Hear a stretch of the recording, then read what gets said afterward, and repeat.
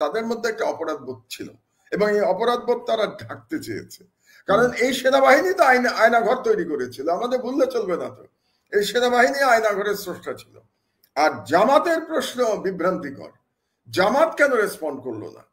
এটা জামাতের কিছু কিছু রাজনীতি কনফিউজিং এবং ভুল বার্তা দিচ্ছে। যেমন ধরুন জামাতের আমির ডক্টর শফিক কিছুদিন আগে লন্ডনে গিয়ে একটা সবাই বোধহয় বলেছিলেন যে আমাদের সবসময় ফ্যাসিবাদ ফ্যাসিবাদ এটা বলা উচিত না, প্রতিদিন ফ্যাসিস্ট বলা উচিত না। আওয়ামী লীগের ভোট পেতে চাচ্ছেন? আমি জানি না এটা কি কারণে তিনি এটা করেছেন, কিংবা তিনি কি ভারতকে খুশি করতে চাচ্ছেন? দুটোই কিন্তু ডেঞ্জারাস, আমি আপনাকে বলি, কারণ আমি তো প্রিয় দর্শক, জাতিসংঘের কাছে এটি স্পষ্ট হয়ে গিয়েছে জুলাই আগস্টের গণহত্যার সাথে সরাসরি সেনাবাহিনী জড়িত রয়েছেন এবং যে আয়নাঘর শেখ হাসিনা বানিয়েছিলেন সেই আয়নাঘর পরিচালিত হয়েছে সেনাবাহিনী দ্বারা। এবং ডক্টর ইউনূস এতদিন পরে কেন আয়নাঘর দেখতে গিয়েছিলেন, কারা তাদেরকে বাধা দিয়েছিলেন? প্রিয় দর্শক, জুলাই আগস্টের বিপ্লব এবং আয়নাঘর নিয়ে আরো অনেকগুলো গুরুত্বপূর্ণ তথ্য দিয়েছেন মাহমুদুর রহমান। আমরা তার বক্তব্যটি শুনব। এই মুহূর্তে হাসিনার রাজনৈতিক ভবিষ্যৎ কি, আওয়ামী লীগের রাজনৈতিক ভবিষ্যৎ কি? কারণ গত 6 মাস ধরে আওয়ামী লীগ এবং তার যে রাজনৈতিক দল তারা উল্টো প্রচার করতে চেয়েছে, জুলাই বিপ্লবকে ভিন্ন খাতে প্রবাহিত করার চেষ্টা করেছে, নানা রকমের গুজব, নানা রকমের গল্প তারা বলেছে। এই বিষয়টি মূলত আজকের আলোচনার বিষয়। পাশাপাশি আয়নাঘর এবং অন্যান্য প্রসঙ্গ থাকবে। আজকে এই বিষয়ে আমার সঙ্গে আলোচনা করতে যোগ দিচ্ছেন আপনাদের অত্যন্ত প্রিয় মানুষ, প্রিয় মুখ, দৈনিক আমার দেশ পত্রিকার সম্পাদক, সাবেক জ্বালানি উপদেষ্টা জনাব ডক্টর মাহমুদুর রহমান। মাহমুদ ভাই, আপনাকে স্বাগত জানাচ্ছি। ধন্যবাদ কনক। সালাম আলাইকুম দর্শক শ্রোতা, আসসালামু আলাইকুম। মাহমুদ ভাই, প্রথমেই আপনাকে অভিনন্দন, 21শে পদক আপনি পেয়েছেন। আপনার অনেক দিনের আসলে আমাদের প্রত্যাশা ছিল যে আপনি রাষ্ট্রীয়ভাবে সম্মানিত হবেন। অবশেষে সেই সম্মান মিলল। আপনাকে আমাদের পক্ষ থেকে আন্তরিক অভিনন্দন এবং শুভেচ্ছা। যদিও পুরস্কার আপনাদের কাছে কোনো ম্যাটার করে না, তারপরে আমরা আনন্দিত আপনার এই পুরস্কার প্রাপ্তিতে। আমার কাছে কি ম্যাটার করে জানেন? এই যে আপনারা, মানে আমরা যারা লড়াই করেছি বিদেশ থেকে গত পুরো এক্সাইলের সময়টা, আপনারা যখন আমাকে ভালোবাসেন, আমাকে পছন্দ করেন, বাংলাদেশের জনগণ যখন আমার প্রতি তারা মমতা দেখায়, বিশ্ববিদ্যালয়ে ইয়াং ছেলেমেয়েরা যখন আমার বক্তৃতা শুনতে আসে, এটা আমার কাছে সর্বোত্তম পুরস্কার। আর রাষ্ট্রীয় পুরস্কার সবাই প্রশংসা পেতে ভালোবাসে মানুষ, সেই দিকে এটা একটা এক ধরনের রেকগনিশন। আর তবে আমি মনে করি এটা কোনো ব্যক্তিগত রেকগনিশন না, এটা আমার দেশের লড়াইয়ের রেকগনিশন। কাজেই এটা আমার দেশের পুরো পরিবারের সবারই অংশ আছে, কারণ সবাই সাফার করেছে, সবাই লড়াই করেছে। এবং পুরস্কারের ক্যাটাগরিতে যে সাংবাদিকতার সঙ্গে যে মানবাধিকার শব্দটিও লাগানো হয়েছে, এটাতে আমি মনে করি যে ওরা একটা বুদ্ধিমানের কাজ করছে আর কি। দুটো মিলিয়ে আপনার এই পদক। আশা করি আপনি আপনার কার্যক্রম অব্যাহত রাখবেন, অতীতে যেমন ছিল এখন আমরা দেখছি, ভবিষ্যতেও সেটি সেই ধারাই থাকবে। তো মাহমুদ ভাই, এই যেটি আমি বলছিলাম যে জাতিসংঘের যে রিপোর্ট, এই রিপোর্ট কিন্তু ধরেন শেখ হাসিনাকে আসলে একেবারে ধসিয়ে দিয়েছে। মানে এরপরে আসলে আওয়ামী লীগের বা হাসিনা পন্থীদের আর বলার কি বাকি আছে? আমি এটাই বুঝি না। আপনি যদি দেখেন 114 পাতার এই রিপোর্টে মানে তারা সকল কিছু প্রতিটা বিষয় তারা তুলে ধরেছে এবং তারা বলছে যে তাদের কাছে সকল প্রমাণ আছে। বিচার যদি আন্তর্জাতিক মানের হয়, বিচার যদি স্ট্যান্ডার্ড জাজমেন্ট যদি শুরু হয়, তাহলে তারা সকল প্রমাণও তারা সামনে নিয়ে আসবে। তো এই জাতিসংঘের এই রিপোর্ট এবং হাসিনা এবং তার দলের রাজনৈতিক ভবিষ্যৎ, এই বিষয়টা নিয়ে আমরা একটু আপনার কাছ থেকে আপনার বিশ্লেষণটা শুনতে চাই।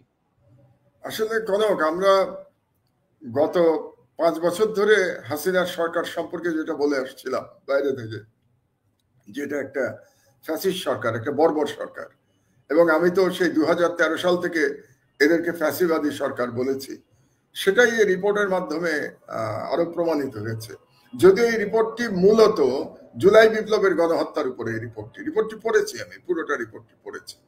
তো এই রিপোর্টের মাধ্যমে আমি যেটা মনে করি যে হাসিনার রাজনৈতিক কবর হয়ে গেছে, তার রাজনৈতিকভাবে তাকে দাফন করা হয়ে গেছে এবং রাজনৈতিকভাবে হাসিনার কিংবা হাসিনাপন্থী আওয়ামী লীগের ফিরে আসার আমি আর কোনো সুযোগ দেখি না বাংলাদেশে। যদিও মনে হচ্ছিল যেন হাসিনা কিছুদিন ধরে যেরকম বক্তৃতা করছিল এবং যে বক্তৃতা দেওয়ার সুযোগ তাকে ভারত সরকার করে দিচ্ছিল, তার মাধ্যমে মনে হচ্ছিল যে আওয়ামী লীগ আবার একটু চাঙ্গা হওয়ার চেষ্টা করছে। তো দুটো ঘটনার মধ্যে দিয়ে আওয়ামী লীগের এই চাঙ্গা হওয়ার প্রচেষ্টা আমি মনে করি সম্পূর্ণভাবে পরাজিত হয়েছে। প্রথম ঘটনা ছিল যে তার বক্তৃতার সঙ্গে সঙ্গে সাধারণ জনগণ যেভাবে 32 নম্বরকে গুড়িয়ে দিয়েছে, কারণ 32 নম্বর গুড়িয়ে দেওয়ার মাধ্যমে তারা ফ্যাসিবাদের এক আইকন, আমি শুধু আইকন বলি না, আমি আমার লেখায় লিখেছি যে এটা অ্যাকচুয়ালি আওয়ামী লীগের জন্য একটা মন্দির বানানো হয়েছিল যেখানে শেখ মুজিবের পূজা করা হতো এবং এই মন্দিরটা বানানো হয়েছিল ভারতীয় বয়ানকে শক্তিশালী করবার জন্য। তো সেই বয়ান এবং মন্দিরকে গুড়িয়ে দিয়েছে বাংলাদেশের জনগণ এবং তার পরপরই আপনার এই রিপোর্টটি চলে এলো। তো এর মাধ্যমে এর মধ্য দিয়ে যে হাসিনার যে গণহত্যা, হাসিনার যে মানবতা বিরোধী অপরাধ, সেগুলো প্রমাণিত হয়ে গেল। কাজে এইটা প্রমাণিত হওয়ার পরে শেখ হাসিনার বিচারে আমি মনে করি আর কোনো বাধা রইল না, প্রমাণের আর কোনো সমস্যা নাই বলেই আমি ধারণা করি। এবং শেখ হাসিনা এবং আর যাদেরকে বলা হয়েছে, যেমন বিশেষ করে শেখ হাসিনা এবং তার যে হোম মিনিস্টার ছিল আসাদুজ্জামান কামালের কথা বলা হয়েছে, কাজেই এবং তার যে একটা প্যারালাল বাহিনী ছিল যারা এই গণহত্যা চালিয়েছে হাসিনার সরাসরি নির্দেশে, তাদের বিচার দ্রুত হয়ে যাওয়া উচিত এবং এটা খুব বেশি কালক্ষেপণের আর প্রয়োজন আছে বলে আমি মনে করি না। আমি আশা করব যে আদালত যেটা গঠিত হয়েছে সেখানে খুব শিগগিরই এটার বিচার শেষ হয়ে যাবে এবং হাসিনার বাংলাদেশের আইনে যেটা সর্বোচ্চ সাজা আছে সেই সাজাই হওয়া উচিত বলে আমি মনে করি এই রিপোর্ট থেকে। যদিও আমি লয়ার নই, কাজেই লয়াররা তাদের যুক্তিতর্ক বলবেন এবং বিচারপতিরা তার রায় দেবেন, কিন্তু আমার কাছে একটা শব্দ আছে লিগাল টার্ম প্রাইমা ফেসি। তো প্রাইমা ফেসি আমার মনে হয়েছে যে এই অপরাধে তার সর্বোচ্চ শাস্তি হওয়া উচিত, বাংলাদেশের আইনে যেটা আছে সেই আইন অনুযায়ী তার সর্বোচ্চ শাস্তি হওয়া উচিত। সুতরাং হাসিনার রাজনীতি বাংলাদেশে শেষ বলেই আমি মনে করি, তা সমাপ্ত হয়ে গেছে। কিন্তু বড় কথা হলো যে ভারতীয় যে হেজেমনি সেটা কি সমাপ্ত হয়েছে? সেটা সমাপ্ত হয় নাই। এটা আমাদের বুঝে নিতে হবে যে ভারত হাসিনাকে নিয়ে খেলছিল, হাসিনাকে ব্যবহার করছিল এবং হাসিনার মাধ্যমে ভারত তার যে উপনিবেশ বাংলাদেশে তৈরি করেছিল সেই উপনিবেশটা হারাতে চাচ্ছিল না ভারত, এবং তারা মনে করছিল যে হাসিনার মাধ্যমে একটা বিশৃঙ্খলা তৈরি করবে, ইউনূস সরকারকে ফেলে দেবে, এমন একটা সামাজিক অস্থিরতা তৈরি হবে যে এখানে ১/১১ মতো একটা সরকার চলে আসবে। এটাই কিন্তু ভারতের প্রত্যাশা ছিল, এটা আমাদের সবাইকে বুঝতে হবে। ভারত কখনো মনে করে নাই যে হাসিনা আবার ক্ষমতায় ফিরে আসবে। ভারতের ইচ্ছাটা ছিল ১/১১-২, মানে ১/১১ যদি আমরা ফিরে যাই তো ১/১১ সরকারের আসলে এটা একটা ভারতপন্থী সরকার ছিল। দুর্ভাগ্যবশত বাংলাদেশের সেনাবাহিনী ওই সরকারকে তৈরি করেছিল, তার মানে ওই সরকারের পিছনে মঈন ফখরুদ্দিনরা ছিল, মঈন মাসুদরা ছিল, যারা ভারতীয় চর ছিল। যদিও মঈন সেনাবাহিনী প্রধান ছিল, মাসুদ 9 ডিভিশনের চিফ ছিল, কিন্তু তারা ভারতীয় এজেন্টের আচরণ করেছে এবং ওই সরকার ২ বছর ধরে ভারতীয় স্বার্থ রক্ষা করেছিল, আপনার নিশ্চয়ই মনে আছে। এবং ওই সরকারের যে মেকানিজম, তার মাধ্যমেই কিন্তু শেখ হাসিনা ২০০৮ সালের ডিসেম্বরের এক ধরনের সাজানো নির্বাচনে বিপুল বিজয় নিয়ে হাসিনা সরকারে এসেছিল এবং এটার পিছনে সরাসরি কাজ করেছিল ডিজিএফআই এবং ভারত সরকার বা ভারতের ডিপ স্টেট। তাদের মাধ্যমে হাসিনাকে ভূমিধস বিজয় দেয়া হয়েছিল সেই সময়। তো এখন ইন্ডিয়া জানে যে Hasina is now past tense, অতীত হয়ে গেছে, কিন্তু তাদের ইচ্ছা আবার ওই রকম একটা যদি মিলিটারি ব্যাকড ১/১১-২ সরকার করা যায় যারা আসলে ভারতীয় স্বার্থ সংরক্ষণ করবে। এই চেষ্টাটাই গত ৬ মাস ধরে তারা করে এসছে। তো আমি ধন্যবাদ জানাই জাতিসংঘকে যে এই রিপোর্টের মাধ্যমে হাসিনাকে ব্যবহার করে যে ১/১১-২ সরকার করার যে ষড়যন্ত্র ভারত করছিল সেটা পরাভূত হয়েছে এবং এটার জন্য পুরো কৃতিত্ব জাতিসংঘে, এবং এখানে যারা মানবাধিকার নিয়ে কাজ করেছে তাদেরকে আপনার কৃতিত্ব দিতে হবে। আপনারা কাজ করেছেন বাইরে থেকে, আপনি করেছেন, পিনাকি করেছে, ইলিয়াস করেছে, এরা সবাই কিন্তু জানিয়েছে। ইউএনকে আমরা সবসময় জানিয়েছি, আপনারা জানিয়েছেন আপনাদের তরফ থেকে, আমি জানিয়েছি আমার মতো করে। কাজে ইউএনকে আগেই বলা হয়েছিল যে বাংলাদেশে কি হতে যাচ্ছে। ইউএন জানতো হাসিনার ক্যারেক্টারটা কি। বাংলাদেশ থেকে যেমন ধরুন একচেটিয়া অধিকার কাজ করেছে, মায়ের ডাক কাজ করেছে, এদের কাজ করার মাধ্যমে ইউএন এর মোটামুটি ধারণা হয়ে গেছিল হাসিনা সরকার সম্পর্কে। এবং এই গণহত্যা হওয়ার পরে যখন ফ্যাক্ট ফাইন্ডিং মিশন আসলো বাংলাদেশে, আপনি জানেন এটা ইউনূস সরকারের আমন্ত্রণে এসেছিল ফ্যাক্ট ফাইন্ডিং মিশন, এবং তারা এসে সবার ইন্টারভিউ নিয়েছে, আলামত সংগ্রহ করেছে, করার পরে এই বিশাল রিপোর্ট তারা তৈরি করেছে। এবং এই বিশাল ইটস অ্যান ইনডাইটমেন্ট, যে একেবারে হাসিনার বিরুদ্ধে সমস্ত অপরাধের একটা দলিল হিসেবে জাতিসংঘ করেছে। এবং বাংলাদেশের ইতিহাসে আজ পর্যন্ত এই ধরনের কোন শাসকের ব্যাপারে এই ধরনের কোন দলিল জাতিসংঘ করে নাই। এবং এই দলিল করার মাধ্যমে তারা ভারতীয় চক্রান্তকে পরাজিত করেছে। কিন্তু ভারত তার চেষ্টা চালিয়ে যাবে। আপনি কি মনে করেন ভারত যে একটি উপনিবেশ তৈরি করেছিল বাংলাদেশে, এত তাড়াতাড়ি সেই উপনিবেশকে কন্ট্রোল তারা ছেড়ে দেবে? তাদের চেষ্টা চালিয়ে যাবে তারা। কাজে আমাদের ইউনিটিটা রাখতে হবে এবং আমাদের কাজ কিন্তু চালিয়ে যেতে হবে, আপনার কাজ চালিয়ে যেতে হবে, যাতে করে ভারত সেটাতে সাকসেসফুল না হতে পারে। পিনাকি কাজ করছে, ইলিয়াসদের করতে হবে। আমার দেশে আমি যে কাজ করছি এখন বাংলাদেশের ভেতর থেকে, এই কাজটা আমাকে চালিয়ে যেতে হবে।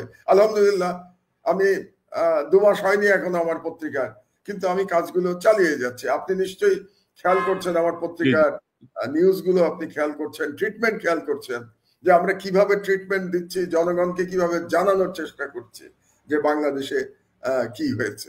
তো সব মিলে এটা একটা আমাদের জন্য একটা শুভ দিন গতকাল ছিল আর কি, যেদিন ইউএন এই রিপোর্টটা পাবলিশ করলো। সৌভাগ্যবশত আসলে একদিন আগেই রিপোর্টটা আমার হাতে এসেছিল, আমি একদিন আগে পেয়েছি। এই জন্য রিপোর্টের আপনি খেয়াল করেছেন পরপর 2 দিন কিন্তু লিড নিউজ ছিল আমার পত্রিকায়, এবং আগের দিন আমি ইঙ্গিত দিয়েছিলাম এবং আর হেডিং ছিল আপনি যদি খেয়াল করে থাকেন যে মূল হোতারা চিহ্নিত, গণহত্যার মূল হোতারা চিহ্নিত, এটা ছিল আমার প্রথম দিনের হেডিং। আর গতকালের হেডিং তো অবশ্যই ছিল যে হাসিনার কমান্ডে গণহত্যা। তো সুতরাং পরপর 2 দিন আমরা বাংলাদেশের জনগণকে জানাতে পেরেছি যে শেখ হাসিনা কিভাবে সরাসরি নির্দেশ দিয়ে গণহত্যা চালিয়েছে। এবং ধরেন মাহমুদ ভাই, এরকম একটা রিপোর্ট, যে রিপোর্টটাকে বলা হচ্ছে যে এটা এই রিপোর্টের ভিত্তিতে নুরেমবার্গ ট্রায়ালের মতো একটা ট্রায়াল হতে পারে, জাতিসংঘের যে অকাট্য প্রমাণ, মানে এটাকে আপনি উড়াই দেওয়ার কোনো সুযোগ নাই। জাতিসংঘ যেভাবে তাদের অনুসন্ধান এবং ফরেনসিক করে, প্রত্যেকটা ছবির ফরেনসিক করে তারা কিন্তু একটা সিদ্ধান্তে উপনীত হয়েছে। তো এখন এর পরেও ধরেন আমরা দেখছি যে আওয়ামী লীগ ধরেন 32 নম্বর ভাঙার পর থেকে বিভিন্ন জনকে হুমকি ধমকি দিয়ে বেড়াচ্ছে, হ্যান করবে, ত্যান করবে, এই হবে সেই হবে, নানা রকমের। অর্থাৎ এদেরকে ফিরে আসার কোনো সুযোগ আপনি দেখেন? মানে অনেকে বলে, যেমন কদিন আগে আলী রিয়াজ সাহেব বললেন আওয়ামী লীগ ক্ষমা চাইতে পারে, এই করতে পারে, ওই করতে পারে। আপনি কি কোনো স্কোপ দেখেন হাসিনার বা আওয়ামী লীগের প্রত্যাবর্তনের বা জনগণের কাছে যাওয়ার কোনো সুযোগ কি আপনি দেখেন? না, আমি এখানে ক্ষমা চাওয়ার তো কোনো সুযোগ নাই, কারণ এখানে তো ফৌজদারি অপরাধ হয়ে গেছে, তাই না? তারা গণহত্যা করে ফেলেছে, তো এবং গণহত্যা ডাইরেক্ট অর্ডারে হয়েছে হাসিনা। এখানে ক্ষমা তো পরের ব্যাপার। ক্ষমা চাইবে কারা? যারা সরাসরি গণহত্যার সাথে জড়িত ছিল না কিন্তু আওয়ামী লীগ সমর্থক ছিল, কিংবা আওয়ামী লীগ হয়তো দল করত, তারা ক্ষমা চাইতে পারে যে আমাদের ভুল হয়েছিল যে আমরা আওয়ামী লীগ করেছিলাম।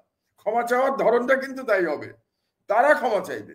শেখ হাসিনার বা যারা এই গণহত্যার পান্ডা, যারা খুনি, হত্যাকারী, তাদের ক্ষমার তো আর কোনো প্রশ্ন এখানে আসে না, তাদের বিচার হতে হবে। ক্ষমার প্রশ্ন এখানে অপ্রাসঙ্গিক। কিন্তু যেটা আপনার খেয়াল করতে হবে যে বাংলাদেশের এক ধরনের সুশীল গ্রুপ আছে, তারা আবার বিবৃতি দেয়, এবং এবারও কিন্তু বিবৃতি দিয়েছে। এবং যারা বিবৃতি দিয়েছে 32 নম্বর ভাঙার পরে, আপনি খেয়াল করবেন এই দলটা কারা। এই দলটা আসলে লুকানো আওয়ামী লীগের। তারা আওয়ামী লীগের 15 বছর আওয়ামী ফ্যাসিবাদকে তারা সমর্থন জানিয়েছে। সুলতানা কামাল চক্রবর্তী, আমি একটা নামই যদি বলি, সুলতানা কামাল চক্রবর্তী আওয়ামী লীগের প্রত্যেকটা হত্যাকাণ্ডকে সমর্থন করেছে।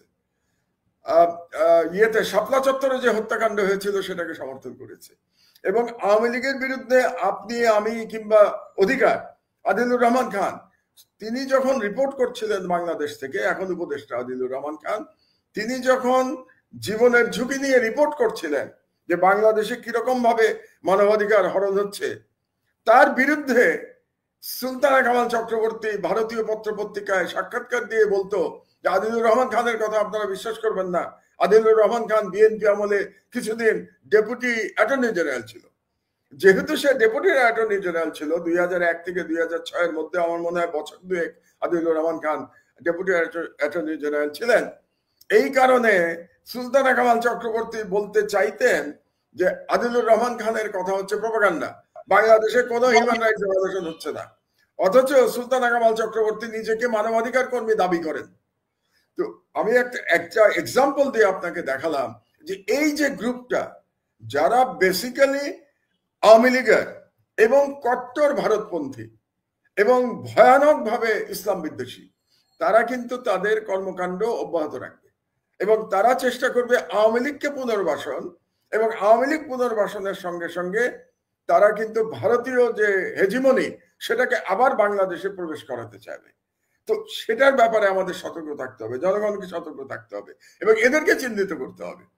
আমরা তো এবার হত্যাকারীদের চিহ্নিত করলাম, কিন্তু হত্যাকারীদের যারা সমর্থক ছিল 15 বছর ধরে, যারা এই ফ্যাসিবাদকে গড়ে উঠতে সহায়তা করেছে, সিভিল সোসাইটি বলেন, মিডিয়া বলেন, জুডিশিয়ারি বলেন, কি বলে ব্যুরোক্রেসি বলেন, তাদের সবাইকে চিহ্নিত করতে হবে যে কারা 15 বছর ধরে এমন একটা ভয়ঙ্কর ফ্যাসিবাদ তৈরি হতে দিয়েছে বাংলাদেশে তাদের সমর্থনের কারণে, এবং তারা এই গণহত্যাকেও সমর্থন করেছে। আপনার মনে আছে যখন গণহত্যা চলছে, মানে জুলাই মাসে যখন শুরু হয়েছে গণহত্যা এবং অব্যাহতভাবে চলছে, তখনও কিন্তু এই গোষ্ঠী আওয়ামী লীগকে সমর্থন করেছে। কাজে এদেরকেও আপনার চিহ্নিত করা দরকার, সামাজিকভাবে এদের এক ধরনের সাজা হওয়া দরকার সামাজিকভাবে। এবং মাহমুদ ভাই 32 নম্বর ভাঙার পরে যে বিবৃতি বা যে কান্নাকাটি, মানবাধিকার রিপোর্টের পরে, জাতিসংঘের এই রিপোর্টের পরে কিন্তু আমরা কোনো সুশীলকে ওইভাবে দেখছি না এটাকে সমর্থন করে বা আওয়ামী লীগের প্রতি নিন্দা জানিয়ে বা মানবাধিকারের ব্যাপারে সোচ্চার হয়ে কোনো কথা বলতে। আমি এখনো দেখিনি, আপনি দেখেছেন কিনা আমি এখন পর্যন্ত তাদের কোনো সারা শব্দ নাই। এবং যারা 32 নম্বর ভাঙা নিয়ে এত কান্নাকাটি করলো, আমরা যদি একটু অতীতে ফিরে যাই, যখন বেগম খালেদা জিয়ার বাড়ি, যেটা জিয়াউর রহমান প্রেসিডেন্ট জিয়ার বাড়ি ছিল ক্যান্টনমেন্টে, সেই বাড়ি যখন ভেঙে গুড়িয়ে দেওয়া হলো, এবং সেই বাড়িতে গুড়িয়ে দিল এবং এটা একটা লিগ্যাল বাড়ি ছিল খালেদা জিয়ার, তখন এই শ্রেণীকে কিন্তু আমরা একটা শব্দ উচ্চারণ করতে দেখি নাই। এবং আপনার আর একটা মনে আছে কিনা যে পার্লামেন্টে, তথাকথিত পার্লামেন্ট, যেটা একটা ভুয়া পার্লামেন্ট ছিল 15 বছর ধরে, সেই পার্লামেন্টে আওয়ামী লীগের নেতারা অবিরত হুমকি দিত যে জিয়াউর রহমানের মাজারও গুড়িয়ে দেবে। আপনার কি মনে আছে যে জিয়াউর রহমানের মাজার এখান থেকে লাশ উঠিয়ে নিয়ে তারা ইয়েতে নিয়ে যাবে, বগুড়ায় নিয়ে যাবে? এই হুমকি কিন্তু প্রতিনিয়ত দেয়া হতো। তখনও এদের মুখে আমরা কখনো প্রতিবাদ শুনি নাই। কাজেই এদের এই প্রতিবাদটা আসলে আর কিছু না, এই প্রতিবাদটা হচ্ছে আওয়ামী লীগকে পুনর্বাসন করার জন্য, কারণ এরা আওয়ামী লীগের একটা অংশ। এই সুশীল শ্রেণী, এই সাংবাদিক শ্রেণী, এবং এরা আওয়ামী লীগকে সমর্থন করে এসছে, এবং এরা বেসিক্যালি দুর্নীতিবাজও। এরা যে শুধু মানে ফ্যাসিবাদের সমর্থক তাই না, এরা কিন্তু করাপ্ট সব, এই সাংবাদিকরাও সব করাপ্ট, এটা আমাদের মনে রাখতে হবে। ইতিমধ্যে যেসব তথ্য আসছে ওই প্রসঙ্গে আমরা যাবো মাহমুদ ভাই। আরেকটি গুরুত্বপূর্ণ বিষয় আমি একটু বলতে চাই, ধরেন এই অন্তর্বর্তীকালীন সরকারের এখন পর্যন্ত ধরেন মৃতের সংখ্যা নিয়েও কিন্তু ধরেন আমরা চূড়ান্ত কোনো ফিগার পাই নাই। জাতিসংঘ বলছে 1400 জন, একদম ডেফিনেটলি তারা 1400 জনকে হত্যার কথা বলছে, তার মধ্যে 13% হচ্ছে শিশু, মানে যাদের বয়স 18 বছরের নিচে। তো পাশাপাশি রিপোর্টে আরেকটা বিষয় এসছে যে আমাদের রাজনৈতিক দল জামাতে ইসলামী এবং ছাত্র শিবির তাদেরকে রেসপন্ড করে নাই প্রপারলি, আর্মি থেকেও রেসপন্ড করা হয়নি, আর্মি বা ডিজিএফআই থেকেও এই অনুসন্ধানে প্রপারলি রেসপন্ড করা হয়নি। এই বিষয়টা কি, কেন, কিভাবে, কি মনে করেন আপনি? এটা কি ভয়ে, কি অনুরাগে, কি? আমি জানি না। আর্মির দিক থেকে এক ধরনের হয়তো তাদের অপরাধ বোধ কাজ করেছে সেনাবাহিনীর, কারণ এই রিপোর্টে পরিষ্কার বলা হয়েছে যে সেনাবাহিনী থেকেও গুলি করা হয়েছে, এই রিপোর্টের মধ্যে আছে। কিন্তু তার মানে সেনাবাহিনীও দায় মুক্তি পাচ্ছে না। এবং এখন সেনাবাহিনীর যারা কমান্ডার বা আর্মি চিফ জেনারেল ওয়াকার, তাদের দায়িত্ব হচ্ছে এখন যে কারা গুলি চালিয়েছে তাদেরকে চিহ্নিত করা। যেমন আমার কাছে একটা খবর আছে যে যখন জুনিয়র অফিসাররা বাধ্য করলো সিনিয়রদের এই ঘোষণা দিতে যে ছাত্রদের উপরে আর গুলি চালানো হবে না, এটা সম্ভবত 2 কিংবা 3 তারিখে, আগস্টের 2 বা 3 তারিখে জুনিয়র অফিসাররা বাধ্য করলো। এখানেও কিন্তু সিনিয়রদের কোনো ক্রেডিট নাই। জুনিয়ররা বললো আমরা আর গুলি চালাতে পারবো না আমাদের ভাই বোনের উপরে, আমাদের সন্তানের উপরে। কিন্তু তারপরেও কোন কোন কমান্ডাররা এই ডাইরেকশন যেটা ছিল আর্মি চিফের যে আর গুলি চলবে না, এটাকে প্রত্যাখ্যান করে তারা গুলি চালিয়েছে। এবং তার মধ্যে একজন ব্রিগেডিয়ারও ছিল যার টেলিভিশনে যার সাক্ষাৎকার প্রচারিত হয়েছিল ওই সময়, এবং তিনি খুব অহমিকার সাথে বলেছেন যে আমরা সব ঠান্ডা করে দিচ্ছি, আমরা এই আন্দোলন আমরা থামিয়ে দেব। তো যারা 3 তারিখের সেই ঘোষণার পরেও, সেনাপ্রধানের ঘোষণার পরেও যে আর গুলি চালানো হবে না সাধারণ জনগণের উপরে বা বিক্ষোভকারীদের উপরে বা ছাত্র জনতার উপরে, যারা গুলি চালিয়েছে তাদেরকে তো এখন আইনের আওতায় আনতে হবে। হয় সেনাবাহিনী নিজে কোর্ট মার্শাল করবে, অথবা তারা পুলিশের হাতে তুলে দেবে এদের বিচারের জন্য। তো আপনি যে প্রশ্নটা করলেন যে সেনাবাহিনী কেন নীরব থেকেছে, তাদের মধ্যে একটা অপরাধবোধ ছিল এবং এই অপরাধবোধ তারা ঢাকতে চেয়েছে। কারণ এই সেনাবাহিনী তো আয়নাঘর তৈরি করেছিল, আমাদের ভুললে চলবে না। তো এই সেনাবাহিনী আয়নাঘরের স্রষ্টা ছিল। আর জামাতের প্রশ্ন বিভ্রান্তিকর, জামাত কেন রেসপন্ড করলো না? এটা জামাতের কিছু কিছু রাজনীতি কনফিউজিং এবং ভুল বার্তা দিচ্ছে। যেমন ধরুন জামাতের আমির ডক্টর শফিক কিছুদিন আগে লন্ডনে গিয়ে একটা সবাই বোধহয় বলেছিলেন যে আমাদের সবসময় ফ্যাসিবাদ ফ্যাসিবাদ এটা বলা উচিত না, প্রতিদিন ফ্যাসিস্ট বলা উচিত না, মানে সমাজে একটা তাতে এক ধরনের ঘৃণা তৈরি হবে, মানে উনি খুব ভালো ভালো কথা বলার চেষ্টা করছিলেন। তো এই সমস্ত কথার মাধ্যমে আসলে জামাতের আমির কি আওয়ামী লীগের ভোট পেতে চাচ্ছেন আমি জানি না, এটা কি কারণে তিনি এটা করেছেন, কিংবা তিনি কি ভারতকে খুশি করতে চাচ্ছেন।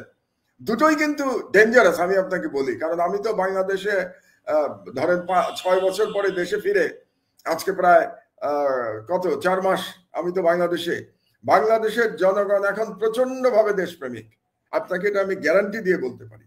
বিশেষত ইয়াং জেনারেশন, তাদের দেশপ্রেম অতুলনীয়। কনক, আপনি খুশি হয়ে যাবেন বাংলাদেশে আসলে, আপনার মন ভরে যাবে। আমার মন ভরে গেছে এই ইয়াং জেনারেশনকে দেখে। এরাই স্বাধীনতা রক্ষা করতে পারবে। এরকম একটা মানসিকতার মধ্যে যখন ইয়াং জেনারেশন, এই অবস্থার মধ্যে জামাত কিংবা বিএনপি তারা যদি আওয়ামী লীগ প্রশ্নে কিংবা ভারত প্রশ্নে কোনো নমনীয়তা দেখাতে যায়, তাহলে আমার ধারণা ইয়াং জেনারেশন তাদেরকে প্রত্যাখ্যান করবে, আমার ধারণা। কাজেই তাদের এই ধরনের সিদ্ধান্ত নেওয়ার আগে তরুণ সমাজ বাংলাদেশের কি চাচ্ছে এটা তাদের বোঝা উচিত। কাজে জামাত আজকে বোধহয় ক্ল্যারিফাই করার চেষ্টা করেছে। তারা একটা সংবাদ সম্মেলন করে বলেছে যে জাতিসংঘ যে বলেছে এটা ঠিক না, কিন্তু এখন এটা বলে লাভ নাই। এটা বললেও জনগণ এটা আর অ্যাকসেপ্ট করবে না। যেহেতু জাতিসংঘ বলেছে যে জামাতের কাছ থেকে তারা সহযোগিতা পায় নাই, জনগণ কিন্তু ওটাই বিশ্বাস করবে। জামাত এখন যতই এটা ক্ল্যারিফাই করার চেষ্টা করুক তাতে লাভ হবে না। সুতরাং জামাত যদি সহযোগিতা না করে থাকে, তাহলে আমি বলবো জামাত আর একটা পলিটিক্যাল ব্লান্ডার করেছে। জামাত তো অনেক পলিটিক্যাল ব্লান্ডার করেছে তাদের এই স্বাধীনতা উত্তর বা স্বাধীনতার সময় থেকে বাংলাদেশে। এর মধ্যে আর একটা ব্লান্ডার তারা করেছে জাতিসংঘের সাথে সহযোগিতা না করে, যদি তারা সহযোগিতা না করে থাকে। না, তবে আমরা ধরেন আর্মির একটা সুনির্দিষ্ট বক্তব্য চাই, মানে অপরাধ বোধ বলে তো আমরা বলছি, কিন্তু তাদের একটা বক্তব্য চাই আমরা। পাশাপাশি জামাতের একটা সুনির্দিষ্ট ব্যাখ্যা আসা উচিত যে কি পরিস্থিতিতে তারা এরকম একটা ভয়াবহ ঘটনায় জাতিসংঘকে সহযোগিতা করলো না, যেটা জাতিসংঘকে বলতে হচ্ছে। পাশাপাশি আপনি যদি দেখেন যে আর্মি গ্রেডেড বুলেটের কথা কিন্তু বলছে জাতিসংঘের রিপোর্টে, এবং বলা হচ্ছে যে সেই বুলেট, যে বুলেট আপনার বুলেট প্রুফ, মানে বর্ম ভেদ করে ঢুকে যায়, এত শক্তিশালী বুলেট এখানে ব্যবহার করা হয়েছে। তো আমার মনে হয় সেনাবাহিনী ছাড়া আর কারো কাছে বুলেট থাকার কথা না।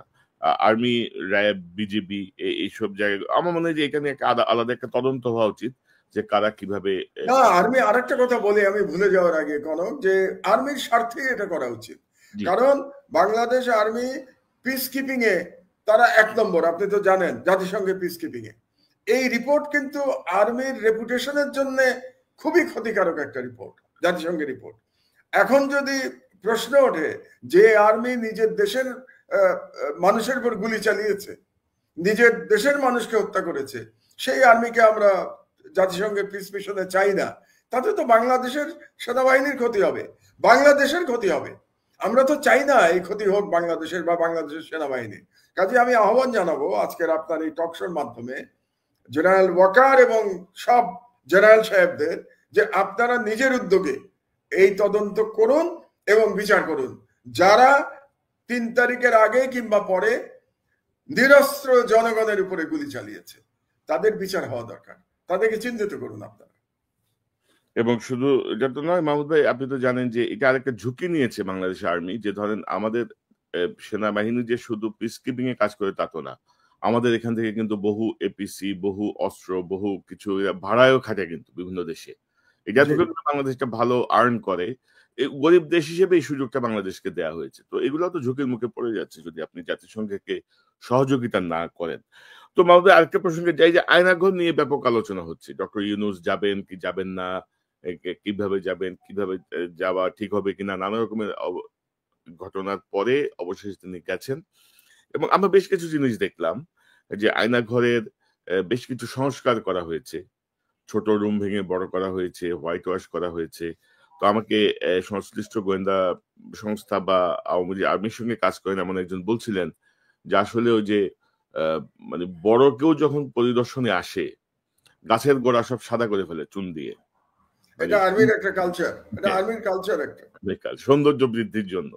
যদি একটা সময় বোধ নকশালদেরকে প্রতিরোধ করার জন্য যে গাছের গোড়া সাদা করে দেওয়া হয়েছে যেন কেউ লুকায় থাকতে না পারে, তো বলে যে এরকম কিছু একটা হয়েছে, যেমন যে এটা কি ধরনের কথা, এটা কোন যৌক্তিক কথা না।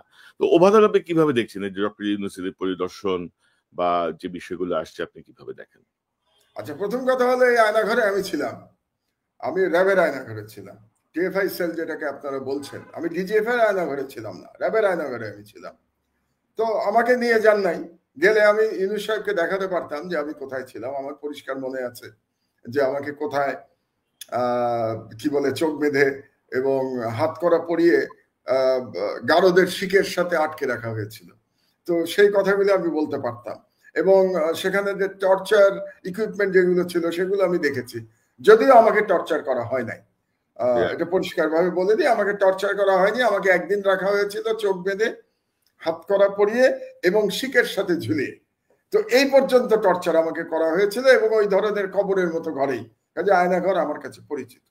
2 নম্বর কথা হলো, এবং আমি ওখানে থাকা অবস্থায় আমাকে যদিও ফিজিক্যালি টর্চার করা হয় নাই, শুধুমাত্র ওই টর্চার ইকুইপমেন্ট গুলো দেখানো ছাড়া, ওটাও কিন্তু একটা মেন্টাল টর্চার। আপনাকে যদি কেউ টর্চার ইকুইপমেন্ট দেখায়, এটা কিন্তু একটা বিশাল মানসিক টর্চার।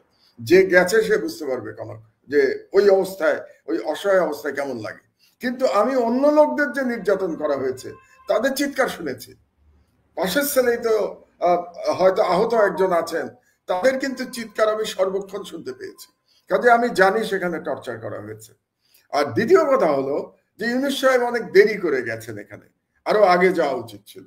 কিন্তু দেরি করার জন্য আমি যেটা আমার সোর্সের মাধ্যমে শুনতে পেয়েছি, একটা পত্রিকা চালাই, বুঝতেই তো পারেন কনক, আমাদের অনেক সোর্স আছে, যেমন আপনার অনেক সোর্স আছে, তো সেরকম আমাদের নানা রকম সোর্স আছে। আমি শুনেছি সেনাবাহিনী থেকে নাকি বাধা ছিল, তারা চায় না ইউনূস সাহেব এটা দেখতে যান। তো সেনাবাহিনী এটা বাধা দিয়ে অন্যায় করেছে, তাদের উচিত হয় নাই। অন্যের অপরাধ আপনি কেন নিজের কাঁধে নিচ্ছেন? আমি ওয়াকার সাহেবকে এটাই বলবো, কারণ আমি বিশ্বাস করতে চাই যে উনি এইসব আয়নাঘরের দায়িত্ব ছিলেন না। তো উনি যদি আয়নাঘরের দায়িত্বে না থাকবেন, তাহলে এটা দেখলে সমস্যা কোথায়? তার তো উল্টা সহযোগিতা করা উচিত ছিল ইউনূস সাহেবকে, বরং ইউনূস সাহেবকে নিয়ে দেখানো উচিত ছিল, আর্মি চিফের নিজেরই উপস্থিত থাকা উচিত ছিল। এবং তারপরেও আমি বলবো, দেরিতে হলেও ইউনূস সাহেব গেছেন, বিদেশি সাংবাদিকদের নিয়ে গেছেন, এবং জনগণের কাছে এটা আরো পরিষ্কার হয়েছে। এবং কাকতালীয় ভাবে, এটাও কিন্তু ইন্টারেস্টিং কনক, যে দিনে ইউনূস সাহেব গেছেন ওই দিনেই কিন্তু জাতিসংঘ রিপোর্ট বের হয়েছে। কাজে এটা এক ধরনের কাকতালীয় ব্যাপার ঘটে গেছে। কিন্তু জনগণের কাছে পুরো যে টর্চার রেজিম যেটা ছিল, হাসিনার যে টর্চার কিলিং যে রেজিম ছিল, এটার চেহারা পরিষ্কার করে ফুটে উঠেছে জনগণের কাছে। কিন্তু আমার কাছে খারাপ লাগছে দুই একটা ব্যাপারে।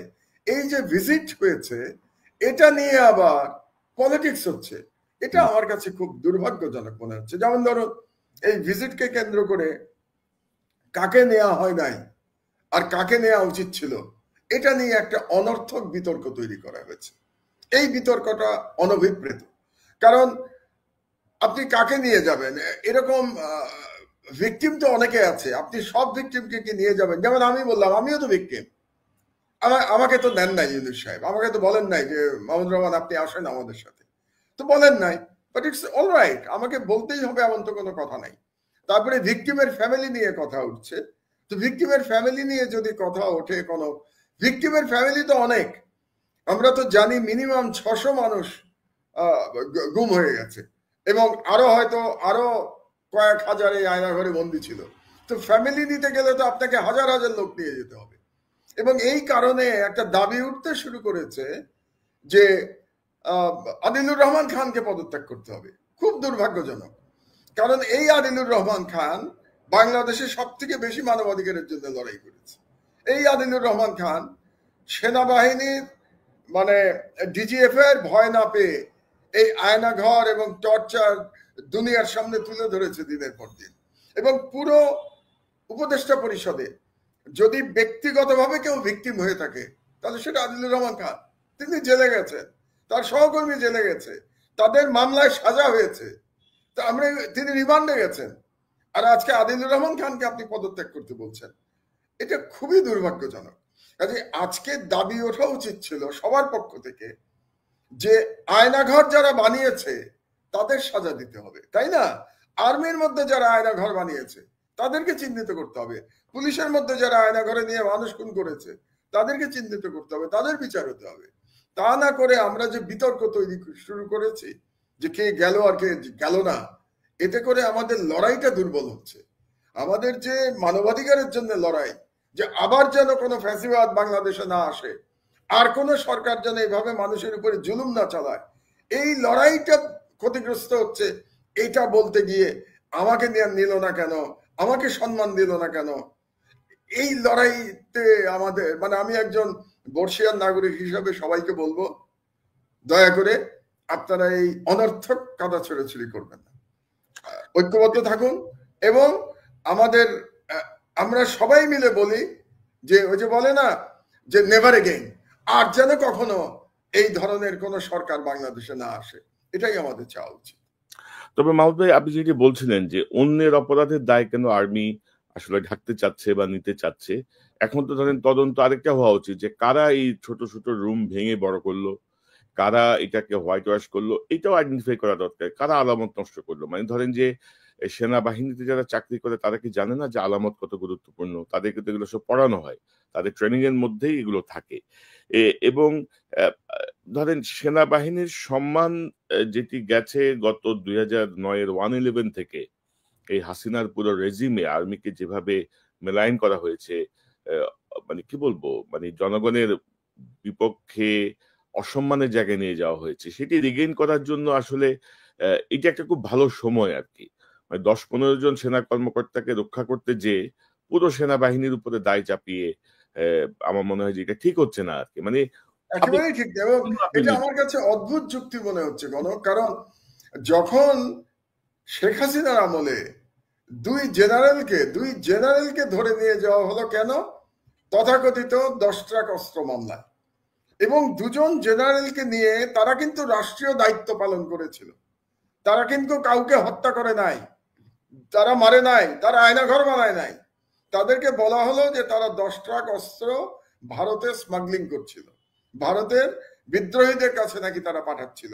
এই অপরাধে যখন দুজন জেনারেলকে জেলখানায় নিয়ে তাদেরকে পুলিশ রিমান্ডে নিয়ে ফিজিক্যাল টর্চার করা হয়েছে, আমি জানি কনক, তাদেরকে ফিজিক্যাল টর্চার করা হয়েছে, তখন সেনাবাহিনীর মান যায় নাই। আর আজকে আপনি আয়নাঘরের যারা স্রষ্টা, আয়নাঘরে যারা মানুষকে জুলুম করেছে, যারা মানুষকে হত্যা করেছে, তাদেরকে ধরলে পরে আপনাদের ইজ্জত যাচ্ছে। ইন্ডিয়ার কাছে যখন দেশ আপনারা তুলে দিয়েছেন স্বাধীনতা, তখন আপনাদের ইজ্জত যায় নাই। আমি নামই বলি,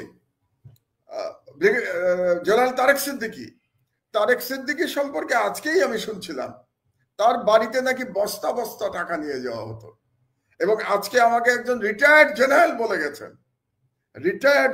আজকে আমাকে বলে গেছেন, কনক তার নাম বলছি না আমি, কারণ আমি অনেক কিছু নিয়ে তদন্ত করছি। তিনি বলে গেছেন তারেক সিদ্দিকীর বাড়িতে বস্তা বস্তার টাকা পাঠানো হতো, এবং তারেক সিদ্দিকী সেই টাকা, তার স্ত্রীও সেই টাকা ম্যানেজ করতেন, যেটা কিন্তু কর্নেল শহীদও বলেছিল লন্ডন থেকে, তারেক সিদ্দিকীর স্ত্রীর কথা। এবং এই তারেক সিদ্দিকী নিজে ঠিক করতো কোন সেনাবাহিনীর অফিসারকে সাজা দেওয়া হবে, কাকে আর্মি থেকে বের করে দেওয়া হবে, মিথ্যা অপবাদ দেওয়া হবে, কাকে মানে প্রমোশন দেওয়া হবে। এবং এই তারেক সিদ্দিকী রয়ের সাথে মিলে বাংলাদেশ সেনাবাহিনীকে 15 বছর ধরে ধ্বংস করেছে। তখন সেনাবাহিনীর মনে হয় নাই যে তাদের প্রতিবাদ করা উচিত, তখন সেনাবাহিনীর ইজ্জত যায় নাই। যখন তথাকথিত বিডিআর বিদ্রোহে যখন সেনাবাহিনীর অফিসাররা ম্যাসাকার্ড হয়েছে, আর মঈন এবং অন্য জেনারেল সাহেবরা চুপ করে দাঁড়িয়ে দাঁড়িয়ে তামাশা দেখেছেন, তখন সেনাবাহিনীর ইজ্জত যায় নাই। আর আজকে ইজ্জত যাচ্ছে, এই আয়নাঘর পরিদর্শনে গেলে ইজ্জত যাচ্ছে, আয়নাঘর যারা বানিয়েছে তাদেরকে সাজা দিলে ইজ্জত যাচ্ছে সেনাবাহিনীর। এটা কেমন ইজ্জত? আমি তো এই ইজ্জতের কোনো মানে বুঝতে পারছি না। বরং আমি মনে করি বর্তমান সেনাবাহিনী যারা চালাচ্ছেন, সেনাপ্রধান সহ, তাদের দায়িত্ব এই অপরাধের কোনো দায়ভার না নেয়া। তাদের বলা উচিত সবাই মিলে আমরা এর জন্য দায়ী না, এবং এর জন্য যারা দায়ী তাদের বিরুদ্ধে আমরাই ব্যবস্থা নেব। আপনারা ব্যবস্থা নেন, আপনারা কোর্ট মার্শাল করেন, তাদেরকে কোর্ট মার্শাল করে তাদেরকে বিচারের আওতায় আনেন। এবং মাহমুদ ভাই, কোনোটাই কিন্তু অপারেশন অর্ডার করে সুনির্দিষ্ট দায়িত্ব দেয়া না। প্রত্যেকেই অতি উৎসাহী ভূমিকায় যে হাসিনার গুডবুকে ওঠার জন্য, ব্যক্তিগত লাভালাভের জন্য এই বিষয়গুলোর সঙ্গে যুক্ত হয়েছিলেন। যতটুকু তাই না, হাসিনার কল রেকর্ড আছে আমার কাছে, কনক হাসিনার কল রেকর্ড আছে। হাসিনা কল রেকর্ডে সেনাবাহিনীর কর্মকর্তাদের, পুলিশকে এবং র্যাবকে নির্দেশ দিচ্ছে হেলিকপ্টার থেকে গুলি করার জন্য। সে নির্দেশ দিচ্ছে লিথাল উইপন, লিথাল শব্দ ব্যবহার করছে হাসিনা, লিথাল শব্দ ব্যবহার করে বলছে মানুষ খুন করবার জন্য। তো এটাতে সেনাবাহিনীর ইজ্জত যায় নাই। যে শেখ হাসিনার কি অথরিটি আছে সরাসরি একজন সেনা কর্মকর্তা কিংবা পুলিশ কর্মকর্তাকে নির্দেশ দেয়া? কোন আইনে সে নির্দেশ দিতে পেরেছে? এটা কিন্তু ইউএন রিপোর্টে আছে যে হাসিনা একটা প্যারালাল, কি বলবো, এক ধরনের প্যারালাল কমান্ড স্ট্রাকচার তৈরি করেছিল হাসিনা, প্যারালাল কমান্ড স্ট্রাকচার। ওই কমান্ড স্ট্রাকচারের মাধ্যমে হাসিনা গণহত্যা চালিয়েছে। এই কারণেই কিন্তু আজকে আমার দেশে আমরা হেডলাইন করেছি যে হাসিনার কমান্ডে জুলাই গণহত্যা। আজকের হেডলাইনটা তো আপনি একটু আগে দেখালেন দর্শকদের। সে প্যারালাল কমান্ড স্ট্রাকচার, প্রবাবলি ওই প্যারালাল কমান্ড স্ট্রাকচার জেনারেল ওয়াকারকে বাইপাস করে সে করেছে। তো যদি বাইপাস করে থাকে, জেনারেল ওয়াকারকে বাইপাস করে, তো জেনারেল ওয়াকার কেন এটার দায়িত্ব নেবেন? তিনি কেন সেই সমস্ত অফিসারকে কোর্ট মার্শাল করবেন না যারা তার অর্ডার অবহেলা করে শেখ হাসিনার নির্দেশে কাজ করেছে? এটাই আমার প্রশ্ন। এখন আসলে আমার কাছেও মানে বিষয়গুলো খুব একটু মানে কি বলবো, খুবই জটিল এবং মনে হচ্ছে আর কি। যে আমার কাছে মনে হচ্ছে যে সেনাবাহিনী কেন এই দায়গুলো নিচ্ছে। এটা একটা সুযোগ সেনাবাহিনীকে নতুন করে রিবিল্ড করার। যে বদনামে তারা ভাগী হয়েছেন 2009-এর 1/11 থেকে 5ই আগস্ট পর্যন্ত, বা 5ই আগস্টের আগে, বা 5ই আগস্টের যে ভূমিকা, যেভাবেই হোক যে ভূমিকা, তাতে জনগণ স্বাগত জানিয়েছে এবং এটি বোধহয় ঠিক হচ্ছে না। আশা করি তারা যদি ভাবেন, আমার মনে হয় যে ভালো হবে। আর মাহমুদ, আপনি যদি দেখেন যে আয়নাঘরের এই বিভৎসতা বা এই বিবরণ যেগুলো ধরেন আমরা আগে থেকে আসছিল, আজকে তো আর আয়নাঘর রিবিল্ড হয়নি, আগে থেকে আসছিল। কর্নেল হাসিন গেছে আয়নাঘরে, জানেন, একটু মনে করিয়ে দিই কনক আপনাকে, 2010 সালে আমাকে 2010 সালে আয়নাঘরে নেওয়া হয়েছিল। অলমোস্ট 15 বছর। কবে থেকে চিন্তা করেন, এখন আমার আর কিছু বলার প্রয়োজন নাই। তো আপনি যদি দেখেন যে এখনো আপনি যদি মাহমুদ ভাই দেখেন যে আওয়ামী লীগের পক্ষ থেকে আয়নাঘরটাকে একটা নাটক হিসেবে বলা হচ্ছে। কোনো আয়নাঘর নাই, এগুলো বানানো হয়েছে। ওই যে স্টিলের যেই শক দেওয়ার যে চেয়ার, ওই চেয়ারটা নাকি নতুন করে বানায় নিয়ে যাওয়া হয়েছে। মানে এগুলো পড়ে পড়ে আমি ভাবছিলাম যে যারা এই কথাগুলো বলছে মানে তারা বা তাদের আত্মীয় পরিজন বন্ধু বান্ধব স্বজন কেউ যেন কখনো জীবনে মানে আল্লাহ মাফ করুক এরকম পরিস্থিতি যেন মুখোমুখি না হতে হয় আর কি মানে আচ্ছা, মানব আমি চেয়ারের কথা আপনাকে বলি একটু, এটা আমার ব্যক্তিগত অভিজ্ঞতার কথা। আপনি তো জানেন সচরাচর আমি ব্যক্তিগত প্রসঙ্গ উঠাই না, মানে আমার উপর দিয়ে কি কি গেছে এটাকে আপনাদেরকে আমি বলেছি, আমি বলি নাই কিন্তু না বলেন নেই। আজকে কথা প্রসঙ্গে বলছি আর কি। এই যে চেয়ারের গল্প বললেন না, যে চেয়ার বানানো হয়েছে 2010 সালে, যেদিন আমাকে ডিবির রিমান্ড শেষ করে আমাকে পাঠানো হয়, সম্ভবত সেদিন তখনই কিন্তু আয়নাঘরে গেছিলাম আমি। তারপরে শেষ দিনে কি মনে করে তখন যিনি ডিবির প্রধান ছিলেন, তার নাম ভুলে গেছি আমি, ভদ্রলোক খুব লম্বা এবং গায়ের রং বেশ কালো এবং স্বাস্থ্যবান, মানে বাঙালি হিসেবে, না না মনিরুল তো অত লম্বা চওড়া না, এটা অন্য আরেকজন ছিলেন ডিবির প্রধান, খুবই লম্বা চওড়া ছিলেন, খুবই লম্বা চওড়া, আনইউজুয়াল বাংলাদেশিদের তুলনায়। যাই হোক, তিনি আমাকে কি বলেছিলেন জানেন? শেখ হাসিনা নিজে জিজ্ঞাসা করেছে, ওই যে চেয়ারের কথা বললেন না, ওই চেয়ারে আমাকে চড়ানো হয়েছে কিনা, ওই চেয়ারে আমাকে ঘোরানো হয়েছে কিনা, এটা শেখ হাসিনা নিজে জিজ্ঞাসা করেছে 2010 সালে। তাহলে বুঝতে পারছেন যে এটা বানানো না। আমি এটা প্রমাণ করবার জন্য বললাম যে আওয়ামী লীগের যারা বলছে যে নির্লজ্জ আওয়ামী লীগের, যাদের মধ্যে কোনো অনুশোচনা নাই, এরা মানুষ নামের কলঙ্ক, পিশাচ, তারা বলছে যে এটা বানানো 2010 সালে। এই জন্য এই চেয়ারের গল্পটা বললাম আমি, যে আমার ব্যক্তিগত অভিজ্ঞতা আছে, অন্যের কথা কি বলবো আমি। আমি তো আয়নাঘরও দেখেছি, চেয়ারের গল্প শুনেছি, চেয়ারও দেখে এসেছি আমি। আমি কি কি টর্চার জিনিস দেখেছি জানেন? প্লাস দেখেছি, যেটা দিয়ে নখ তুলে নেওয়া হতো আয়নাঘরে, প্লাস দিয়ে নখ তুলে নেওয়া হতো, সেটা দেখেছি আমি। হাতুড়ি দেখেছি, যে হাতুড়ি দিয়ে আঙুল ভাঙা হতো। আমি ছোট ছোট করাত দেখেছি, যেই করাত দিয়ে আঙুল কাটা হতো। এগুলো আমি নিজে দেখে এসেছি আয়নাঘরে। কিসের গল্প করে আওয়ামী লীগেররা, কিসের গল্প করে? সেটা আমার নিজের চোখে দেখা। এগুলা মানে আমি আসলে মাহমুদ ভাই আমি খুবই মানে কি বলবো, আমার এগুলা বলতেও ইয়ে লাগে আর কি, যে এইসব আচরণ মানে কিভাবে মানুষ করে আর কি, আমি নিজেও বুঝি না, মানে একটা রাজনৈতিক দল কিভাবে এগুলো করে। তো মাহমুদ ভাই আরেকটা প্রসঙ্গ বেশ আলোচনায় আসছে আজকে, তো আপনার আপনার আমার দেশে কিন্তু এটা নিয়ে আপনি তো একটার পর একটা যেসব নিউজ করতেছেন মাহমুদ ভাই, মানে পরিস্থিতি জটিল হয়ে যাচ্ছে বাংলাদেশে আর কি। কোন মানুষ দিয়ে যাচ্ছে, মানুষ মনে করে কি জানেন, মাহমুদুর রহমানের কাছে গেলে এই নিউজ ছাপা হবে, কোন চাপের কাছে আমার দেশ সারেন্ডার করবে না। সুতরাং তথ্য থাকলে মাহমুদুর রহমানকে ছাপিয়ে দেবে, এটা হলো আমার এখন সুবিধা। না এটা শুধু সুবিধা না, এটা অনেক গুরুত্বপূর্ণ বিষয় আপনি সামনে আসছেন। যেমন আমরা দেখছি যে শ্যামল দত্তের অ্যাকাউন্টে আছে 1042 কোটি টাকার লেনদেন হয়েছে। লেনদেন না, আমাদের হেডলাইনে একটা ভুল আছে, আমি নিজের ভুল নিজেই স্বীকার করিনি। লেনদেন হয়েছে অ্যাকচুয়ালি 2100 কোটি টাকা। লেনদেনের ডেফিনেশনটা একটু বুঝাই আপনাকে। লেনদেন মানে হলো যে টাকা জমা হয় এবং যে টাকা উঠিয়ে নেওয়া হয়, এটা যোগ করাকে বলে লেনদেন। আমাদের হেডলাইন হওয়া উচিত ছিল শ্যামল দত্তের নামে 1000 কোটি টাকা জমা হয়েছিল। আপনি ভাবতে পারেন 1042 কোটি টাকা, 1042 কোটি টাকা কনক কার কাছে? শ্যামল দত্ত নামের একজন সম্পাদক। কোন পত্রিকার সম্পাদক? ভোরের কাগজ। ভোরের কাগজ কত কপি চলে জানেন? এখন তো বন্ধ হয়ে গেছে, জানেন বলে ভোরের কাগজ এখন বন্ধ, কিন্তু বন্ধ হওয়ার আগে কত কপি চলতো জানেন? 1000 কপি। 1000 কপি চলতো ভোরের কাগজ। সেই পত্রিকার সম্পাদকের অ্যাকাউন্টে জমা হয়েছে নগদ 1034 কোটি টাকা, তাই না? আমরা বোধহয় হেডলাইন তাই দিয়েছি, 1034 কোটি টাকা, 1042 কোটি টাকার লেনদেন, 1042 কোটি টাকা। আচ্ছা আপনি বলেন তো, 1042 কোটি টাকা একজনের অ্যাকাউন্টে কিভাবে জমা হতে পারে? এই টাকার সোর্স কি? আমার এখানে দুটো প্রশ্ন। কোন এই টাকার সোর্স কি? কোত্থেকে এসছে 1042 কোটি টাকা? এবং এই টাকা আবার উত্তোলন করে নেওয়া হয়েছে। আপনি ভেবে দেখেন ব্যাপারটা, 1000 কোটি টাকা জমা হচ্ছে, 1000 কোটি টাকা আপনি উঠিয়ে নিয়েছেন। কাকে দিয়েছেন আপনি 1000 কোটি টাকা? উঠিয়ে নেওয়ার পরে এই টাকা কোথায় গেছে? সুতরাং এটা ব্যাংকেও জিজ্ঞেস করতে প্রিয় দর্শক, শুনছিলেন মাহমুদুর রহমানের বক্তব্য এবং কনস্থারের আলোচনাটি।